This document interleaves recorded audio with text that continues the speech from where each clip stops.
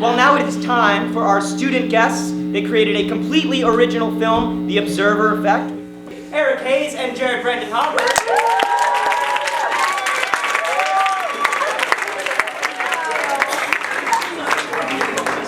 Take a seat. You guys are wearing the same outfit.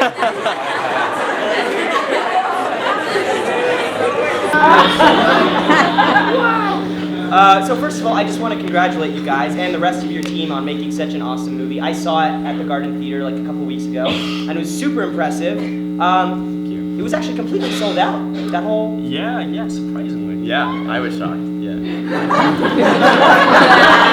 Yeah, I don't know. Yeah, we had to turn a few people away actually. Whoa. Yeah, we felt really bad we had to turn some people away, but we also felt really good we got to turn some people away. Yeah. That means the movie is good.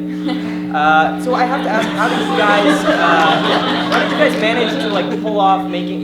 How long is it? 45 minutes? About 40 minutes. How did you pull off making a film that long while being full-time students at Princeton? Well, it was an experience. Yeah, a lot of coffee, Yeah. a lot of Red Bull for him. Oh boy. Yeah. I think I'm pretty convinced I set the Princeton record for the most Red Bull consumed last year. Not something I'm proud of, but yeah, it was quite an experience. Very difficult, if we're honest, but it was really it was an experience. Did you have a sponsorship deal with them? Yeah. We should have. You should. You should look into that. Because actually in the film there's a scene where there's like 100 cans of Red Bull, empty, just like on the desk, on the floor, in the garbage can. So fun fact, those were all drank by yours truly. No. Oh my god. Yeah, for At the that film, point, of course. did you like turn into a Red Bull? Well, that's saved for the behind the scenes. Bloopers. Yeah. One of the things that I found really cool about the movie was like just how it was shot. I mean, cinematographically, it's really impressive. I mean, I've seen a lot of student films, and mostly, like, even if the script is fine, like they often look like shit, you know. But this one looked amazing. I mean, it was. How did you figure this out? Well, thanks. In part, I think it's thanks to the fact we had this big idea that in trying to kind of make film a bit more established at Princeton, because a lot of the other arts are like music and theater and dance are very well established at Princeton, but we felt like sometimes film isn't given enough attention, and so we wanted to use some proper equipment we could use to flex our cinematic muscles, if you will. So part of that meant we decided it was a good idea to rent all this equipment from New York City, which at first was, well, and still always was very exciting. We went into the city, picked up all this stuff, and carried it back on the subway back to Princeton. And so we ended up doing about 6 trips back and forth. And at first it was really exciting, and you feel really cool that you're going into New York City and renting fancy Big film Apple gear. or some fancy equipment. Yeah. But by the second and the third and the fourth trip, after days without sleep, and when your friends stop texting you back willing to help you carry this stuff on the train, you really start to think, whose idea was this again? That was your idea. I think it was your idea. Wait, so you brought the cameras on New Jersey Transit? We did. And the dinky? Learned them with our You lives. Ubered from the junction? Usually no, actually. No, Wow. we carried it the good old-fashioned way. Well, next time, the next film you make. I love how you're saying we. I don't think I once. Sorry.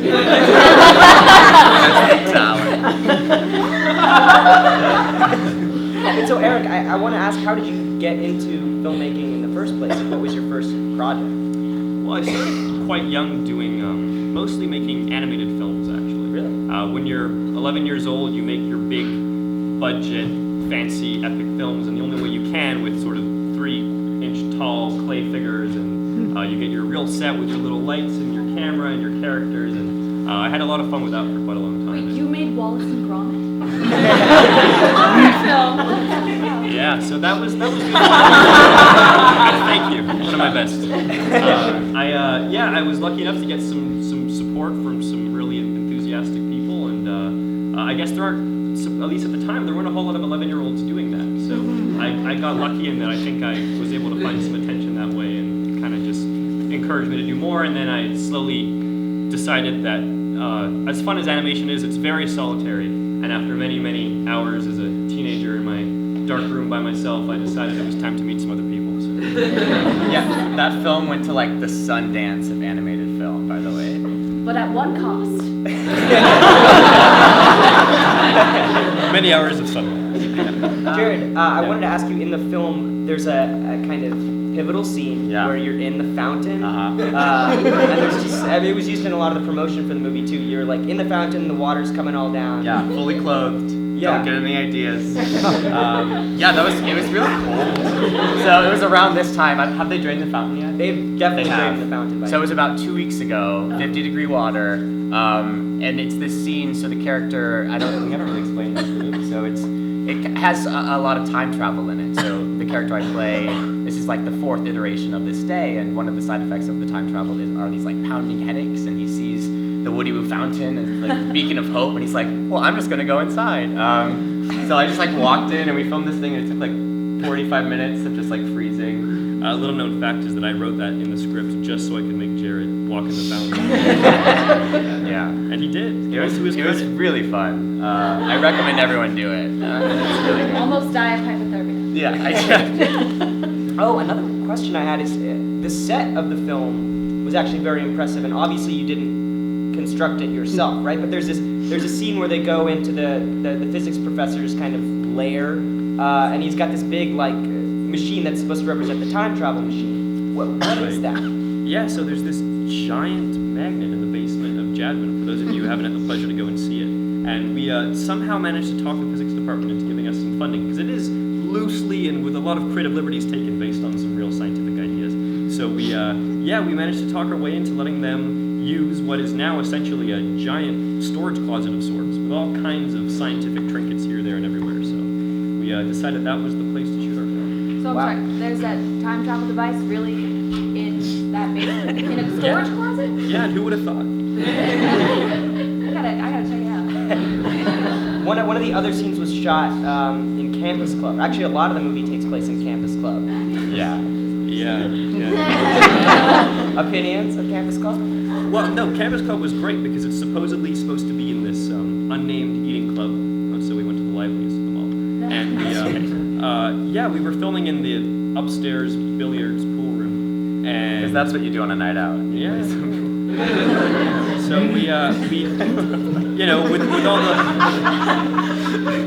the logistical challenge of getting everyone together, we decided that it was good to try and film everything in this one big block of time. So we started setting up just after lunch, early in the afternoon, and then the plan was to film. Well, I told them we were going to be filming until about 1 a.m., but what I meant was we were going to film until we finished, which definitely was not going to be 1 a.m. So we went for a while, but we get about halfway through the filming, which is already quite stressful and time pressured, and then all of a sudden, Apparently Campus Club closes at midnight, right? Yeah, So yeah. surprise there. The girl who was working there came up and she was like, "Hey, Campus Club is closing in 15 minutes," and we had like 4 scenes left to shoot. and we It's were the whole already movie. breaking a sweat trying to get this thing done, and we're suddenly told that, oh, you actually have to get out in about 15 minutes. And unfortunately, one of the challenges of film is because you have all this equipment and stuff, there's quite a lot of money invested into making this happen, so we had no opportunity to go back and film. So there was a moment there when I think we thought, wow, this whole thing might just not happen. Yeah. But we, who was it in the end that sweet talked her into it? was it? It was Jared. Probably. No, I was like a monster at that time. Yeah, It although was like hour 15 of that day. It was a crazy day. Oh my god. that said, there were a few other scenes that did pose various problems for different reasons. There's one where, as we're going through these different iterations, there's a period where Jared's character is frantically biking past Icon to get to where this lab is based. And Jared, why was that tricky? Well, I'm from Las Vegas, Nevada, and people don't ride bikes in Las Vegas, Nevada. So I had never learned how to ride a bike. And it was kind of one of those things where I was like, "You can ride a bike, right?" And I'm like, "Yeah." And Icon, it's like that beautiful pathway with all the giant windows by Icon, but really kind of a narrow pathway. And so the camera was on this golf cart, and he was like flooring this golf cart, and I had to like run frantically. He was like, "Faster, faster," and I was like, "Okay." Panicking that I was gonna run into Icon and like break this building. Yeah. We literally did that 30 times. Scary. Yeah, that was pretty scary. In the actual final cut of the film, you just fall over I and just over. break Icon. That's it.